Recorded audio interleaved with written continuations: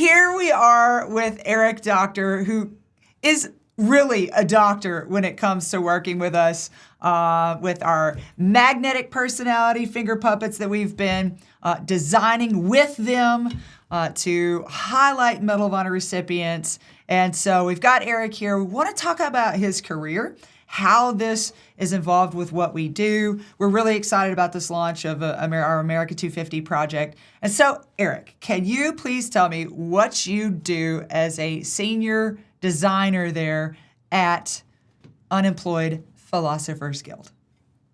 Sure. Well, the Unemployed Philosophers Guild is a novelty gift company that was founded in 1990 by two brothers, David and Stephen Shaw. They started selling pins on West Broadway that they were making in their parents' basement. David went away to grad school in California. While he was gone, Stephen kind of built it up into a real business. And then David came back and started working out with Stephen. And I joined the guild 12 years ago. And we make like you said, finger puppets, mugs, mints, pins, pencils, other types of stationery. And so I'm one of two designers at the company. Me and my art director, Amanda Spielman. We're a company of 10 people, and all 10, the 10 of us come up with the ideas for the products, and then Amanda and I develop and design them. And we're a small art department, so everything from the products, the packaging, catalog, website, marketing communications, that we have some hand in that. Wow. So you have a hand in it. It sounds like you do it all. Or you were like a two-man, I say a one-man band here, but you're like a two-man band, two-man and woman band, I guess. Yeah. I mean, we like to say we punch above our weight. That's pretty awesome that you guys pull all of that off. And, I don't think students all the time think through the full process of what this looks like. As far as going through the design process, we do kind of talk about the design engineering process here. It's a very creative process, right? So there's a lot of that arts and the STEAM elements that are involved here. But can you walk us through, and because we have clearly worked with you guys to create a Medal of Honor magnetic personality, Dr. Mary Edwards Walker. She is the only female Medal of Honor recipient to date. Maybe eventually there will be more if we go back and review some of those actions. But to date, she is the only female Medal of Honor recipient, and we were really excited to include her because she is included in our children's book. And so this America 250 project that we're doing, we want to put students in a role where they are more of kind of a career role, thinking about careers.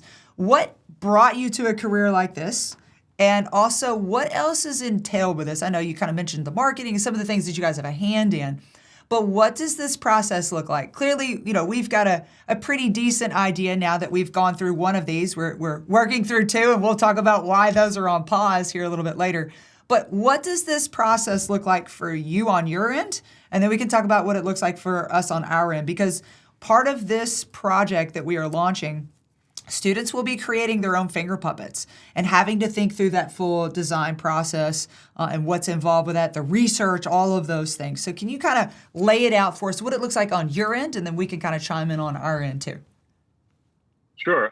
Well, I mean, as far as our products go, magnetic personalities are one of the more straightforward ones to develop because, we have a product meeting every Tuesday where, well, actually now it's on Monday, where everyone at the guild, so we sit around our big table in the back and everyone pitches whatever ideas we have. And sometimes that can be something fully fleshed out, or sometimes it can be, well, we need to do more Jane Austen things. Does anyone have any like, and we talk through it. And, but magnetic personalities are like pretty straightforward in the development process because it's just picking a person to make, and then we don't have to, develop that concept. The concept's already there, right? Yeah. So once we've decided a person that we're going to develop, we do our visual research. So our resident scrivener, Meg, goes off and collects as much biographical information as she can. I go and get as much visual reference as I can,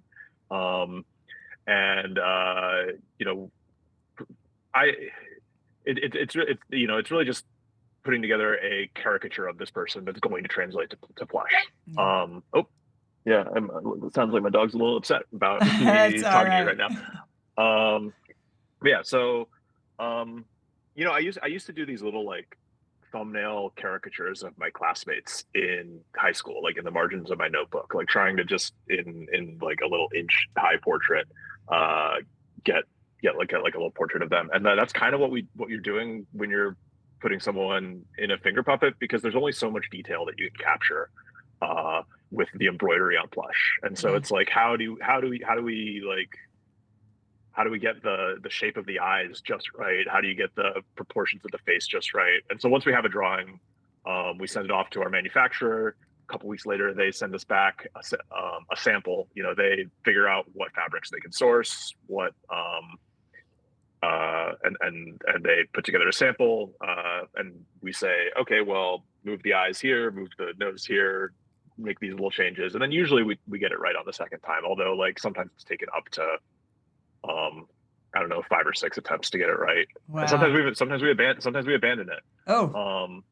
Yeah, I mean, you know, in some cases, like we have to go through like several different swatches of hair samples to get it right. Yeah. Yeah, we've been trying to do a Medusa finger puppet, and that getting the snake hair has just been a real struggle there. But, yeah. So tell me this. I know you said you kind of get together and it's a creative thought process of who you want to, you know, maybe go for your next puppet and that type of thing. But also, you know, we're trying to create a space here for all teachers to get involved with this. It's not just our social studies teachers. It's not just, you know, our STEM teachers. We want to also try to tie in some of our economics teachers as well. And so I assume someone on your end is also looking at the marketing side of it, supply and demand, who is maybe popular at the time. What are some other things that you bring in to kind of decide who you're going to pursue as far as you know, the next finger puppet? A lot of times it can depend on what other products in our line are selling well, or, you know, what our customers are asking for, really. You know, we like, or just like, is there a biopic coming out in the next couple of years? Because that says that this person's going to enter the public consciousness in a way that they haven't been in recently. So, you know, like we were ahead of the curve on our Shirley Chisholm finger puppet, but like about 2 years after we released that finger puppet, then well, I guess there hasn't been a Shirley Chisholm biopic, but she played a role in the Miss America series. There should be a Shirley Chisholm biopic. She was a congresswoman from Brooklyn, you know, famously unbought and unbossed, and she was the first Black woman to run for president in 1972 in the Democratic primary. For folks who don't know, so well, see, this is the history bit of it, right? Like this is all the history, the staying abreast of the news and following along, and I mean, clearly, I think you're the one that we were introduced to at the National Council for the Social Studies Conference was Ruth Bader Ginsburg. I mean, we thought it was awesome. Teachers loved it. The Supreme Court Historical Society had them. They were giving them away to teachers. There was a flock of teachers over there. So we decided, hey, we want to create our own. We want to do our own thing. And clearly, Dr. Mary Evans Walker she was a standout in many ways in her time frame. Not that people really latched onto her. I guess we could say her personality wasn't maybe as magnetic at the time, but it clearly is now. I mean, an abolitionist, a suffragette, was against prohibition, just so many things that she was involved with, and is the only female Medal of Honor recipient to date. So we wanted to get in on the action. We thought we had someone that we could create. What was your initial reaction when we submitted her? Did you know much about her? No, I didn't. Okay. Well, do you have a reaction, or am I just, or no? No, I mean, she's clearly a fascinating person, and well, I mean, from my end, it's really what's fun about someone like her is more about the various details on the clothing and how that works out at the puppet. I know. We originally which is also a little bit of a pain. Yes, we originally wanted her more of. I mean, clearly with these finger puppets, there's no legs, right? So we couldn't include her pants. She was well noted for wearing pants, which was kind of not a thing at the time.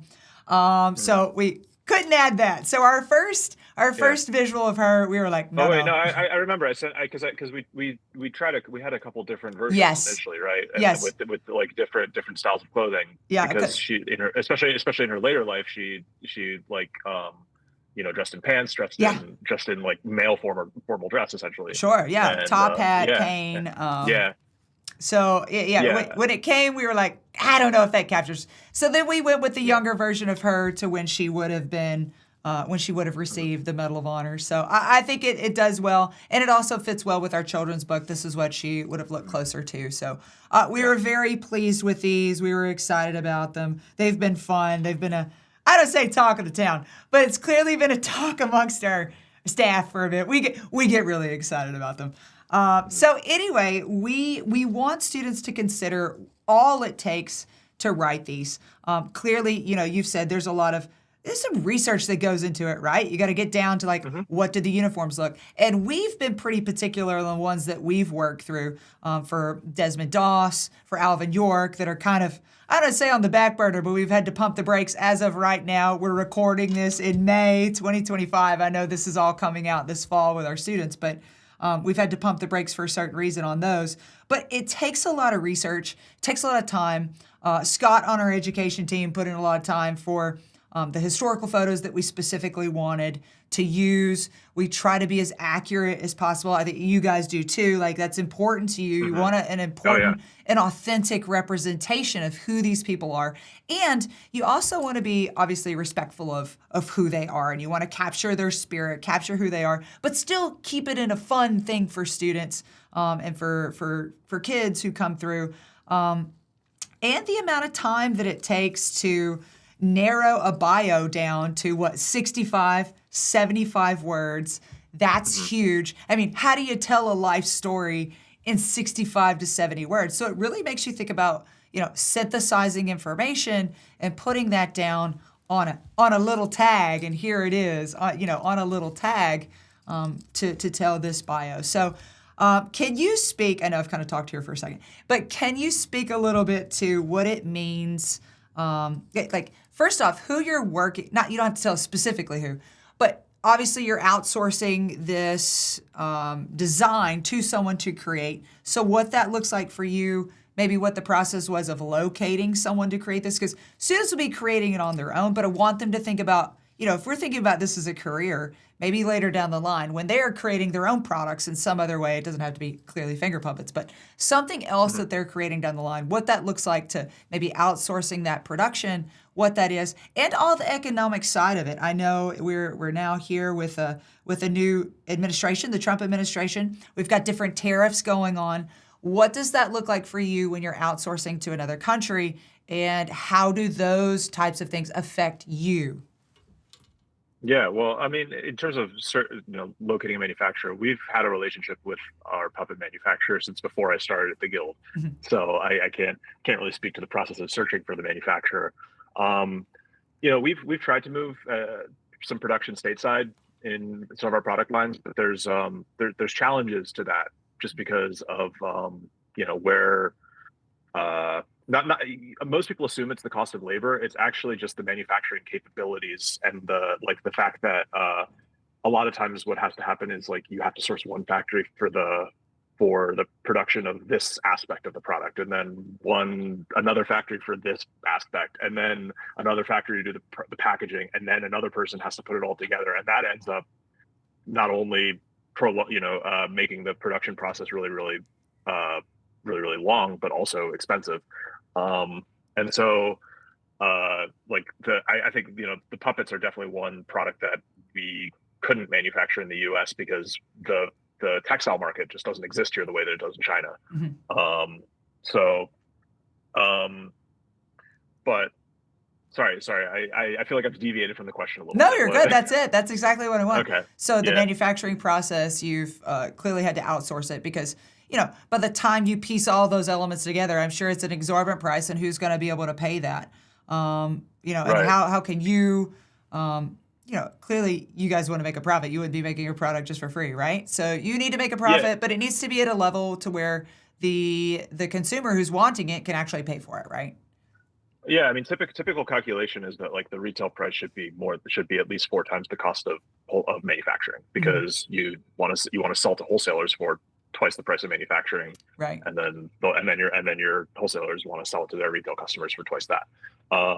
And so that's not the case in all of our lines. Some of our lines have larger margins than others. The puppets are at one of our smaller margin lines, but they're such a staple product of the guild that and we want to keep them priced well for our ultimate customer. Yeah. Um, but yeah, that's the question when we're starting a new line, is just like, can we make this at a price that makes sense for the ultimate customer? And then when those things don't align, it's like, okay, well, what do we need to compromise in order to make this work? Hmm. Is the packet like Are we not going to do the custom packaging die line that we thought we were going to do? Are we going to use some other material for this aspect of it? And what can we like? Are we going to produce this in fewer colors? I don't know, but like whatever we can do to to get the cost down to the point where it makes sense for the price point that we're aiming for. Clearly a lot of decisions that are going on with this whole process. And you say you're a team of how many? Obviously you two for designing, but there's a team of how Yeah, many? we're 10 total. 10 total. Um, Wow. Yeah, so it's the co-founders, David and Stefan, our Uh, writer and researcher Meg, our sales and customer service team, which is so our sales director Trudy, key accounts manager Jennifer. I don't actually know what my colleague Camila's title is, but she manages Amazon and okay. a lot of our social media, and then we have wholesale and retail customer service, Portia and Matthew, and then Amanda and I are the art department. Fantastic. So, we've kind of talked a little bit about the economics here, but clearly with the Trump administration, we do have quite a few tariffs going on at the moment. And I know we were in the middle Mhm. of a design process with you guys. We already have our Mary Walker here, but we didn't have what do you call it? Not a demo, but not a sample just yet. But we had already solidified our design and we were moving forward. And we got an email from you guys. I don't know, it's been several weeks ago now, that you guys had to pump the brakes on the production of this because of tariffs. I mean, it was at 100%. I think it was what it was, 100% tariffs. So we've gone through the process, and then here we are having to pause, and this puts our timeline back. I just want students to think about all of those different factors when it comes into just making something, because I think sometimes we think, oh, I've got the idea here, I'll get it done, boom. But there's a lot of factors that are involved with this, and so um, I don't.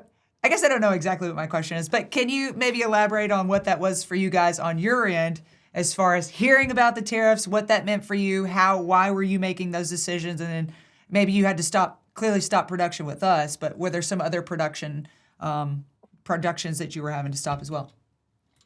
Yeah, sure. I mean, the big issue for us is all the uncertainty around it, because like Yeah. the oh gosh, because um the um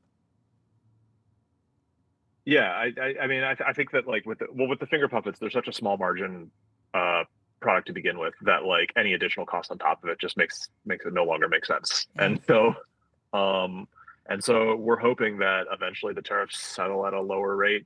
I think this is the case for a lot of manufacturers. A lot of manufacturers are just like waiting to see what happens, because it's like, okay, well, we can adjust our prices for these higher tariffs, but like if the tariffs are going to come down at some point, Uh-huh. then it probably makes more sense to delay production and be able to offer our products at a price that makes a lot more sense for our consumer. And it's not like we can shift manufacturing overnight. Uh-huh. Or like I said, it's not even, in a lot of cases we can't shift manufacturing. Period. There's no place in the U.S. that is capable of making some of the things that we can make, Right. that we make. So, I mean, like it's not like when I said that we've tried to shift production stateside. That's not a recent phenomenon. This is like we always try to search for domestic manufacturers as much as possible, just because getting stuff shipped from China is a pain. Yeah. It eliminates a lot of. Um, Luckily, I'm not. That's not my responsibility. Thank goodness. Yeah. I just get to make the stuff and But that's hear everyone else but like you say, that's quite a have bit of anxiety about time. it. But That's quite a bit of time, right? I mean, I think when we Oh were yeah, finished, then it took what, another 3 or 4 months to actually get our product in house, I think, or am I remembering incorrectly?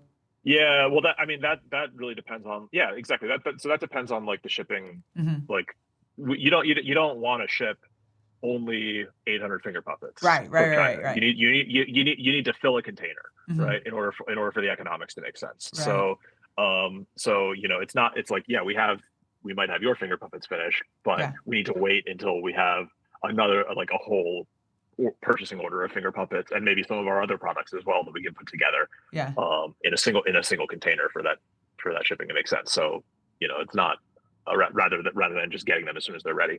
Awesome. Well, I hope some Yeah, economics teachers are willing to latch onto this because I just think this yeah. is such a cool take on bringing in the economics to an actual project, having students do it. So we plan to have our students within this America 250 project. We have a children's book that includes multiple Medal of Honor, two children's books that include multiple Medal of Honor recipients. And one of the performance tasks with them will be for them to create and design and create their own finger puppets for as representation. And so they will have to do their own bios, they have to do their own designs, they have to do the research with it. So there's a lot of design engineering that's involved with this. Obviously, a lot of artistic work that goes into it too. So they'll be designing their own and making their own. We don't. There's going to be monetary winnings that come from this as well that we're really excited about. So maybe when we get them, we might be sending them your way if we can get us a good sponsor Yeah, I'd love to see that. to send it your way and then get it funded for these kids. We'd love to carry a product that a student group has put forth. I just think it's so cool to have students thinking about this, but thinking about all the elements that are involved, but also the economic side of it. What does it cost? What are the production costs? Okay, sure, they're making one, but how many more materials do you need to make that one, and then to make others, and Hmm. just so many things that are involved with this as a project. This is a real career. Here you are, 12 years in. Now, be honest, is this your only job, or do you have a second job too?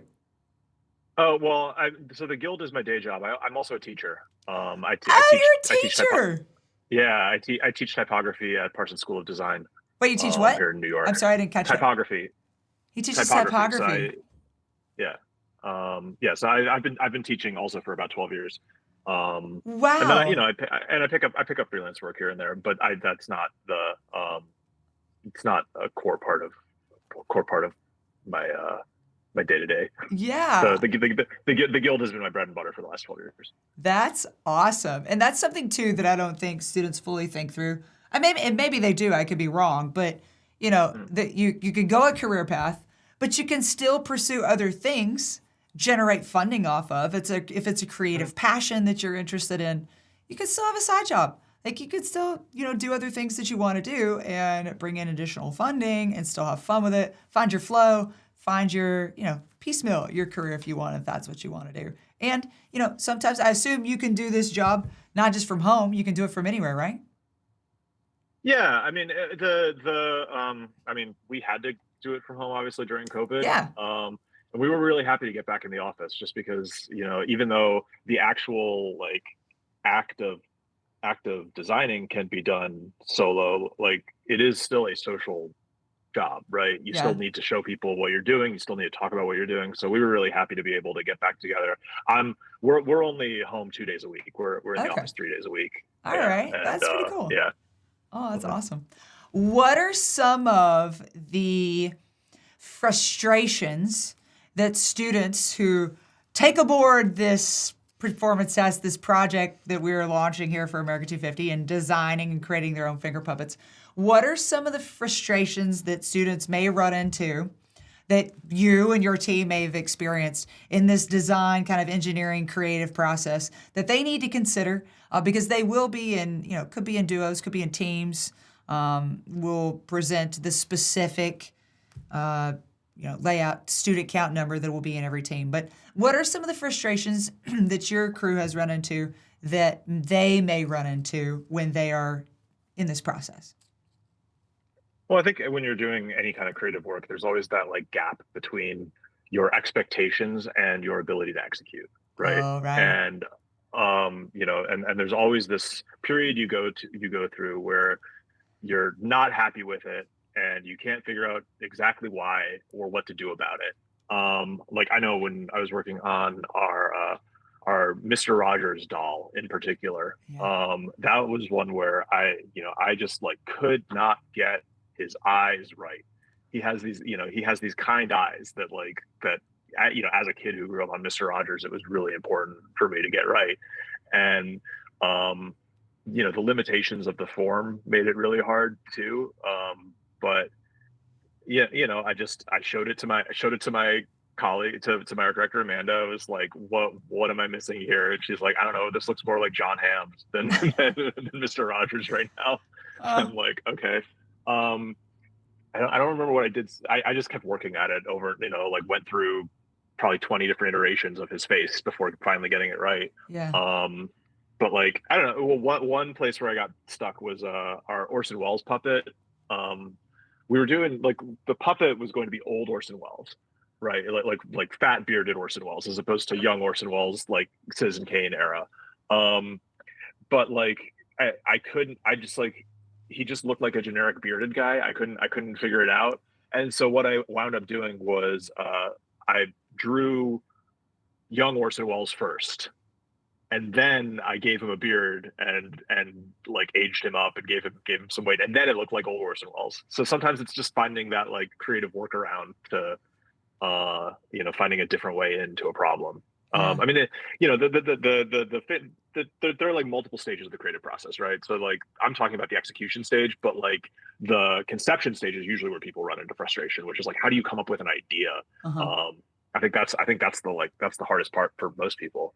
And yeah, I always tell my students, you just need to figure out a way to like shake yourself out of whatever pattern of thinking you're stuck in. So whether that's getting off your computer for a second and like doing stuff on with pen and paper, or like I don't know if you're familiar with the producer Brian Eno. He came up with a deck of oblique strategies for music production, which are things like I don't know. It's trying to think of one right now, but it's like emphasize the silence, or things like work from the outside in, or I like so taking one of those and just finding like creating restrictions for yourself can actually open you up. I think one of the most terrifying things that there is a blank piece of paper in front of you, and if you can find a way to like make it not feel like there are infinite possibilities, then it's easier to find your way into those infinite possibilities. Yeah, that's great, and I thank you for mentioning the multiple iterations. I think sometimes students are like, okay, one or two, and we're done. Like Mhm. we're frustrated, we're done. We're just moving forward. And sometimes like perfection can be a paralysis, right? Mhm. What Yeah, I mean, absolutely. yeah, I mean, you've given us some tools here to get past that. I want kids to understand that even you've been doing this a dozen years, right? But there are still times where you have to like, it's Well, it's not a dozen right. years of the guild, a little longer than that, but yeah. Yeah, like well, doodling, like you said earlier with your in high school. Well, yeah, Um, no. I mean, I'm just saying this isn't the only job I've had. That's yes, yes. yeah. Uh, My career didn't start at the guild. That's Yeah. all I'm saying. Well, but 12 years doing Yeah. this particular type of work Yes, that yes. This they specifically. will Yes, then be yes. sorting. So, you've gone through that iteration process multiple. I mean, you just talked about Mr. Rogers. Like, it's okay to keep going back, but at some point, I mean, you want to be fully happy with it. But at some Mhm. point, you can't let perfectionism, just paralyze you to where you're not moving Right. forward with it. And so there's the design concept you're thinking of, but also what are some frustrations when it comes into the execution that you're talking about? Because some of these students are going to be working in teams here, and sometimes teams, I want to say, can slow things down, but you got to have a little more consensus. So then we're talking more about quote the soft skills. What are the negotiations that may have to go on with teams? Maybe you guys have to deal with this too, Mhm. in amongst you and your staff there. But what are some of those? What might they run into there? And then you got any tools that you can give them to get past that I don't know. execution? I mean, yeah. I mean, collaboration is always like it's rewarding, but can be frustrating because sometimes you disagree with people. Yeah. And I don't know. I think you kind of like you let people be experts where they are. Like you do, like I will defer to my colleague Meg on matters of writing, even if I disagree. Like that's her realm. So like I'm going to. Well, I'll voice my opinion, but ultimately, like she will, it's her that's her territory. And so I think like defined roles help, but if you don't have defined roles, if it's like a truly a clear collaboration, um, I don't know. I think you just need to hear each other out. And one thing that helps is I think when you get into a disagreement, it can sometimes you can lose sight of like how much you actually care about it because you become invested in being right, and you can kind of take a step back and say, well, okay, what percentage do I actually care about this, and what percentage do you actually care about this? And if your colleague is the person who cares more, then like it's probably better to defer to them. And if you're the person who cares more, then like it's probably better for them to defer to you, right? Yeah. So, Yeah. mhm. Ah, such good so, words. so, That's so, great. so as much as possible, just like taking your ego out of it. Yeah. That's tough sometimes, right? I mean, I know it's Yeah. tough for me sometimes. Like I Hmm. I got this idea and that's what I want to roll with. Yeah. But yeah, I guess at the end of the day, what's going to get it across the finish line, right? That everyone can kind of be Hmm. proud of, or you want everyone to be proud of it, right? What's going to get it Yeah. across I the mean, I finish mean, line? luckily at the guild, we have like 10 very smart people in the room that like we can take things to everyone and ask everyone what they think. And, I've kind of found that like a product is going to be successful if you have like two people among our 10 who are really excited about it. Yeah. If all 10 of us are kind of excited about it, it's not good. Like you need Okay. at least two people who are really excited about So it. if we And I think hit, that's if they hit 20% of excitement full in, yeah. Well, there's this musical title of show. And there's this song it's this group of people putting together a musical, and there's this song in it that the line is, "I'd rather be nine people's favorite thing than 100 people's ninth favorite thing." And yeah. if it's nine people's favorite thing, those nine people are going to tell nine other people who are going to tell nine other people, Yeah. right? Oh, what a Yeah, great. Yeah, I was thinking of that concept. No, that's fantastic. People that are mhm, really passionate about something are going to talk about it, right? yeah, Oh, what great. yeah. I mean, when I worked at the yeah, I mean when I worked at the Apple store, like that was part of our training too. Was like if you get you get someone really enthusiastic about or who has a really positive interaction, that's going to have a snowball effect on positive association with the company, as opposed to someone who has like a neutral interaction doesn't really affect anything. So Right. So it sounds like you are taking skills and things that you've learned from other um, well, I say professions, but jobs, whatever, yeah, of and course. applying them. It's so very important for students to think about too, in that it's not just staying in the full role. Sometimes if you can pull from other, jobs that you've had, other things like pull those skills and pull those threads to apply them to whatever you're doing now. So, whatever courses students are taking prior to this one, maybe there's some knowledge you can pull from that and apply here. Maybe it's art history, maybe it's the social studies class, whatever it is in the past. Pull all that information, gather it all, and apply it here Hmm. is a way to do it.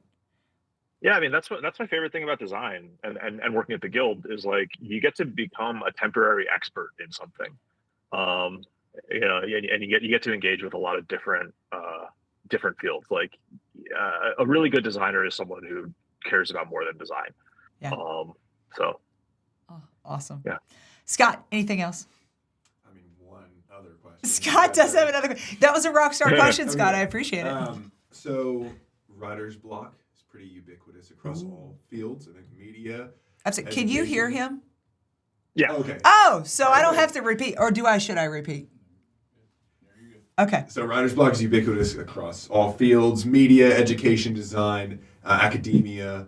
So do you ever have to step away from projects, take a breath, come back? What does that look like in this particular field? I mean, you kind of mentioned it with the design, like the getting past the concept, but I guess more sort of the you're kind writing. putting your all into something, and you're constantly going after this thing and hammering and achieving that perfection. But there's often those times where you almost don't have anything to go off of. So what do you do in that situation? Yeah, well, luckily at the guild, I usually have more than one active project at a time. So it's easy enough to put something, if you get stuck on something, put that down and go work on something else for a little bit. I mean, we also have we have projects that we'll get it somewhere and not be happy with it, and then go revisit it a year later, and eventually it may or may not become a product. I think I'm lucky to work in a place where we don't really have any deadlines. I mean, we have a production cycle, but ultimately it's not gonna matter if this finger puppet comes out 6 months from now or now, right? Mm-hmm.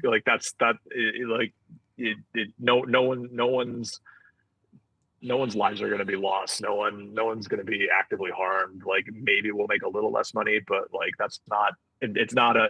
We like to say there's no such thing as a finger puppet emergency, and so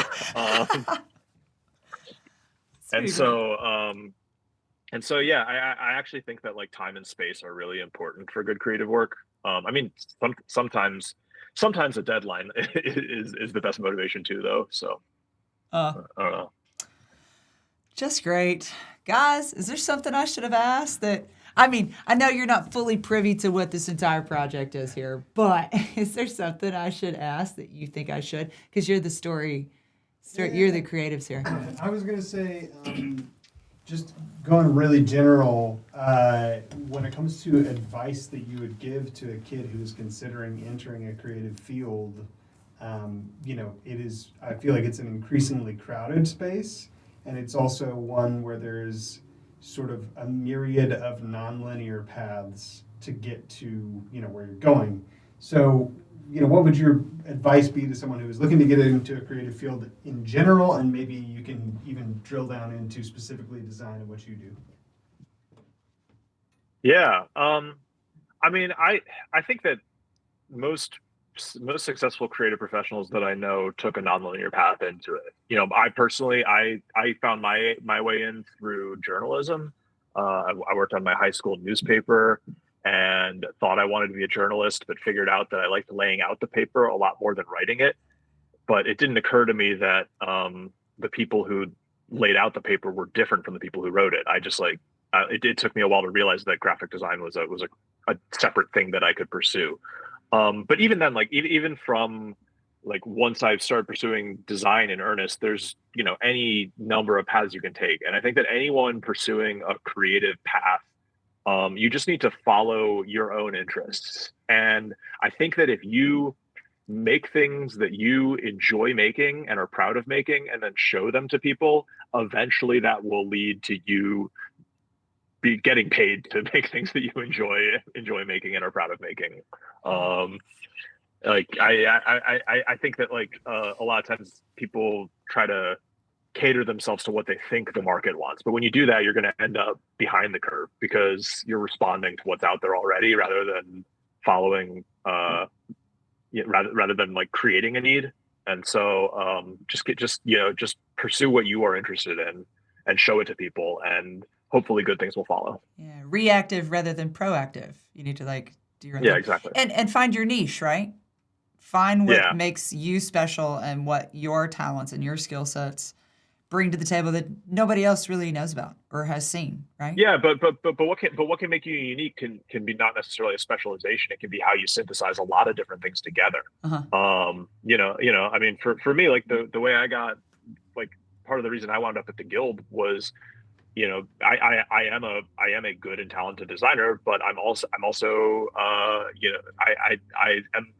majored in liberal arts in undergrad, and I am actively interested in art and literature and science, and so how you're able to synthesize lots of different things together is really what makes you an interesting creative person, rather than the specific thing that that you're Yeah. interested in making. Like, yeah, that's the thing. Like, don't just home in on reading all the books for this or reading all, like, it's the broadness that you're then able to bring in and create, that creative flow into it, right? Because you have Mm-hmm. more of the knowledge of so many other things. Mm-hmm. Another question along similar lines, when it comes to, I guess, breaking in, like I said, it is such, I feel like it's increasingly crowded. Everyone wants to be a creative, right? So what would be your advice? Talk a little bit about your path to kind of breaking in and making a name for yourself that brought you to the point that you're at now, and what your advice might be to, kids who, are trying to do the same to some degree. Yeah. Well, after undergraduate, where I was an English and political science major, uh, and I couldn't get a job as a designer, and like frankly, looking at my portfolio from back then, I wouldn't hire me. So I wound up going to a portfolio school called the Creative Circus, which no longer exists. But it was a 2 year intensive portfolio program, and like while I was there, the program was just you make a lot of stuff and get better at making stuff, and then you put it into a portfolio, and then you show that portfolio to people. And I coming out of portfolio school, I had a couple freelance jobs in Atlanta, but like nothing that really honestly appealed to me that much, but also nothing that stuck. And I just had this feeling, I'm like, if I feel like if I go to New York, things are gonna happen. Um, and I did. I came to New York. I had 2 weeks of freelance work set up at an ad agency called Trip Tent, working on Kohl's television ads. They're ads that are like, it's Mom's Day weekend. Tops and bottoms are 40 to 60% off. And so, like, while I was there, I kind of decided that my job was to decide what Mom's Day weekend and 40 to 60% off look like. I kind of like claim that as my purview on these ads. So like I did all the animations for that. And so they never asked me to go home for a year. And then a year later I got this job at the Guild. So I think that like I mean the the first step to getting a employed as a in a creative profession is putting together a portfolio that shows the work that you can do. And so like you can't just say I like designing or I like writing or I'm good at it. You can't just say it. Like you have to show people that you're good at it in order for them to hire you to do it. So that's step one. And I think so you put together a portfolio of the stuff that you enjoyed doing, that you are proudest of, and you show it to people, and hopefully that will lead to more of that kind of stuff. That's the and I also think just like looking for opportunities where they are. Like when I was at that ad agency, like they didn't tell me my job was to do the motion graphics. I decided that my job was to do the motion graphics, and that's why they kept me there. At the Guild, I was about a year in.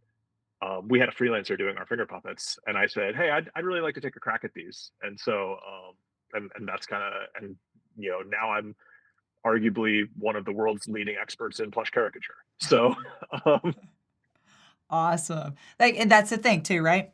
Don't wait on someone to tell you. Ask, yeah, be proactive. Like, say, this is what I want to do, and know what you want to do and go forward. And if you don't fully know, take a stab at it, right? And then yeah, maybe you find, hey, I don't like this and I'd rather do this instead, but at least you're pushing forward. There's positive forward motion, right? You're constantly, hmm what's the next step? And, be prepared too for students who are putting together these portfolios. You're pouring a lot of yourself into it. You're pouring a lot of your creative self into it. You're having to be pretty vulnerable, right? When you're showing people what you've done, and just be prepared that some people won't like it. And that's okay. And you just move on to the next thing, right?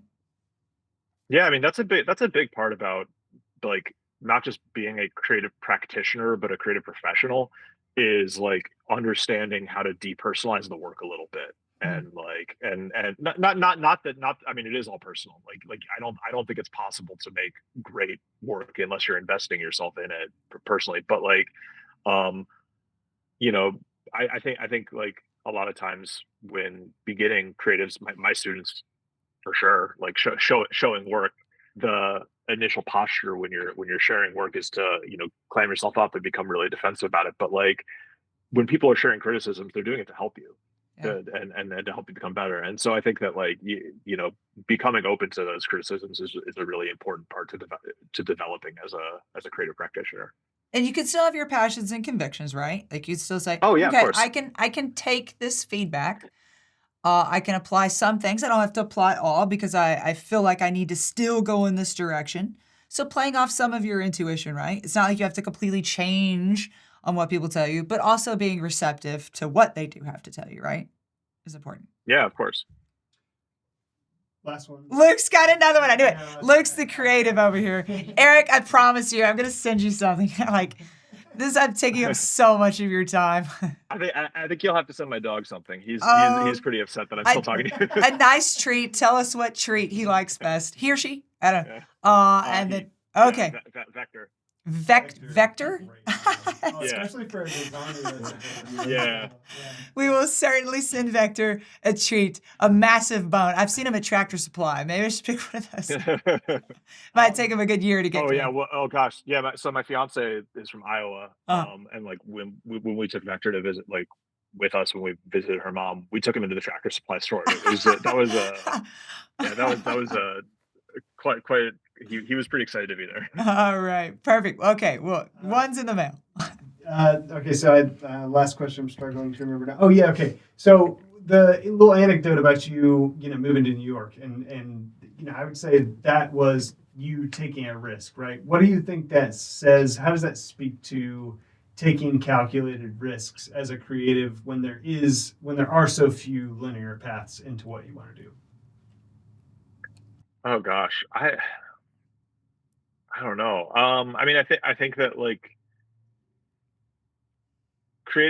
being a creative practitioner is inherently risky because you have to put yourself out there in order to do it. I don't know about like for me it was just intuition more than anything else. It was like I just had this gut feeling that like things would work out if I did it. And I was right. And I don't know. I can't speak to why that is. I can't speak to like what greater forces there are in the universe that cause something like that to happen. But yeah, I do think that like it's important to recognize when you are in a place that is not whether that's a place of comfort or or unrest. Sometimes you can be in a place that is preventing you from moving forward. And comfort can also be a good thing. Like I've been at the guild for 12 years because it's a very comfortable place, but that comfort has enabled me to do other things like teach, like go to school, like to also just to do things that I enjoy with my life. But yeah, I'm not sure I'm really answering the question. I'm not, but I think I think that yeah, I think you're getting it. You put yourself in the game, right?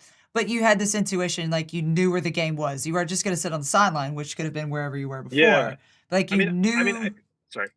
No, you're good. Like you knew where the Yeah, game was. yeah, and I don't think that like I don't want to say that like the only place of opportunity is New York because Yeah. that's not true at all. I mean, New York it's also a very expensive place to live, and more so than it was 13 years ago when I moved here. Yeah.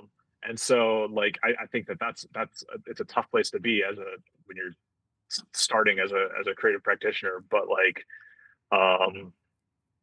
whereas like if your rent is half as much, then it's a lot easier to take risks, right? Yeah. So I don't know. I also feel like a lot of I think your audience is like school kids, right? Yeah. So I feel like a lot of the advice that we've been talking about has been tailored more to like young adults. But So I there may guess be high school students that are they're entering this challenge. Like they're narrow. They're thinking it's good for them to hear this 2 and 3 years in advance. Like this is so important. yeah. Yeah, I just think that like if you're in high school though, like I think you can get stuck in this mode of like thinking backwards from the career, right? Like Mhm. what do I want to like what's the career I want to pursue? Okay, then like what am I going to major in? Okay, then where am I going to go to college to do that? And I think that's the wrong way to think about things because for one thing, the opportunities that are going to exist in 5 years are completely different than they are right now. Mhm. The landscape changes, the tools change, everything changes. And So I think that like what you need to think about is not working backwards from where you want to be in 5, 10 years, but just like always just think about where do I want to be next. And if you just keep thinking about where you want to be next, then you're gonna always be in a place that you want to be. And um, I didn't like I went to undergraduate thinking I wanted to work in a newspaper. Like no one can get a job at a newspaper now, right? The newspapers are all shuttering down. But that led me to where I am right now. And so I think just keep looking at like, okay, well, what like don't go somewhere because you think that you don't want to go because you think it's going to lead to somewhere that you want to go. Because if you go somewhere you don't, if you do something that you don't want to do, you're just going to get stuck in this pattern of keeping you going towards the things that places that you don't want to be and things that you don't want to do, thinking that it will lead you to someplace that you do want to do, but or something that you do want to do. But if you are always thinking about what you want to do next, then you're always going to be doing something you enjoy and something that or something that is fulfilling and rewarding for you. Yeah. And it'll eventually, the actor Mads Mikkelsen like talks about like he doesn't think about his career, he just thinks about the job in front of him. And because of that, he's had a career where he has had a number of jobs that have been fulfilling and rewarding and enjoyable for him. Mhm. But that's because he hasn't thought about constructing a career. And Yeah. so I just think about just like, I'm not saying you should be a Pollyanna and there's no tomorrow, but um like thinking too future, like being too future oriented can actually inhibit your future. Yeah. Oh, great. Guys, anything else? I'm good. Listen, I'm excited. This, I really hope our students, elementary, middle, high school, really latch onto this, create us some cool designs for Medal of Honor, Space Medal of Honor, finger puppets. They'll have to do their own prototypes of it. And then who knows? We'll see where it goes. But Eric, I thank Yeah. you so much for carving out quite a bit of time for us today. Yeah, thanks for having me. It was nice to put a face and voice to the name. So. Yeah, well, we're excited. I will say, Scott, you can't see Scott, but he's here. We've thoroughly enjoyed doing this. We've had so much fun. Clearly, we're not creating them, but like Scott's done a lot of the research work is which graphics we need, which specific, for Desmond Doss, which medic bag, specific double bowline knots. Like we want it to be authentic, to tell the real story. We don't want just something fake up there. We want students to have the real story as it be as authentic as possible. And so we want our students to be thinking about this too. What are these individuals? What are their uniforms? What are the specifics? And that kind of brings in all the research and the learning of the time period and what was used, and clearly having to read more of their bios to be able to get it down to 65 to 70 words. I mean, that's a tough thing to do. So we want students to be thinking about this. You guys have just such a cool product, and it's a creative way to do this. A creative way to think about history and to people and think about people. These people, when we talk about Medal of Honor recipients, they're just ordinary people who did extraordinary things. And so that's one of those, I don't say taglines, but things that we constantly say. They are ordinary people who did extraordinary things. And their stories are wide, right? Sure, a lot of their stories, the majority of their stories, right, are occurring during the context of war. But we don't just focus on the war itself, right? It's not just about war. What we talk about when we talk about Medal of Honor recipients, like these are human beings. What decisions did they make in those moments? And we always talk about with students, no one tells these Medal of Honor recipients what to do. They simply look up, they assess the situation, they make a decision, and they act upon that decision. And so we want students to learn about these people. They're making these decisions in those split-second moments, and it boils down to, they can overcome those fears through courage. They're committed to their battle buddies beside them. A lot of them make the ultimate sacrifice, right? In the name of patriotism or citizenship. But we talk about students, deep down, they're looking around. If I don't make this decision right now, then maybe I can live with myself. And that's integrity. What does doing right look like in those moments? And so we want students to consider this as they're creating their finger puppets, creating their designs, prototyping their finger puppets. and just learning about these people, who they are. Because, this is the story of us, America 250. 250 years we've been here.